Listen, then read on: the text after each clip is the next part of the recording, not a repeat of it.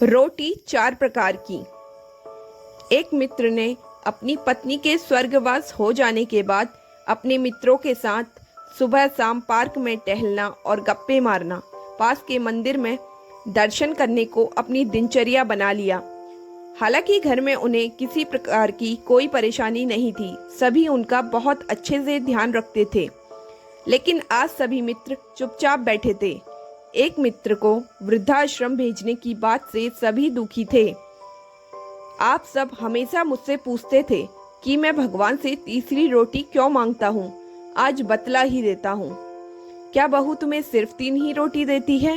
एक मित्र ने उत्सुकता से पूछा।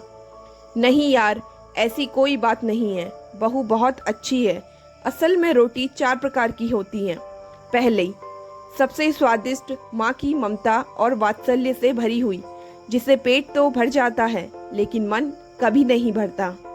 एक मित्र ने कहा, 16 आने सच बात, पर शादी के बाद माँ की रोटी कम ही मिलती है। उन्होंने आगे कहा, हाँ वही तो बात है। दूसरी रोटी पत्नी की होती है, जिसमें अपनापन और समर्पण का भाव होता है, जिससे पेट और मन दोनों भर जाते हैं। क्या बात कही है यार, ऐसा तो हमने कभी सोचा ही नहीं। फिर ये तीसरी रोटी किसकी होती है? एक मित्र ने सवाल किया। तीसरी रोटी बहू की होती है, जिसमें सिर्फ कर्तव्य का भाव होता है, जो कुछ कुछ स्वाद भी देती है और पेट भी भर देती है और वृद्धाश्रम की परेशानियों से भी बचाती है। थोड़ी देर के लिए वहां चुप्पी छा गई। लेकिन ये चौथी रोटी कौन सी होती है?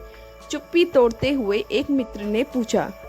चौथी रोटी नौकरानी की होती है, जिससे ना तो इंसान का पेट भरता है और ना ही मन तृप्त होता है, और स्वाद की तो कोई गारंटी ही नहीं है। सभी मित्र मौन थे। तभी एक मित्र ने कहा, तो फिर हमें क्या करना चाहिए यार?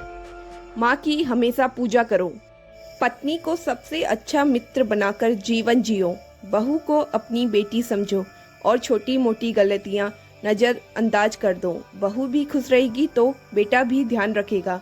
यदि हालात चौथी रोटी तक ले आए तो भगवान का आभार जताओ कि उसने जीवित रखा हुआ है। और अब स्वाद पर ध्यान मत दो, केवल जीवित रहने के लिए थोड़ा सा कम खाओ, ताकि आराम से बुढ़ापा कट जाए। बड़े ही ध्यान से सारे मित्र सुन रहे थे और सोचने लगे कि वाकई हम कितने खुशकिस्मत हैं। जीवन में हमारे पास जो भी है उसके लिए भगवान का आभार जताएं। Thanks for watching.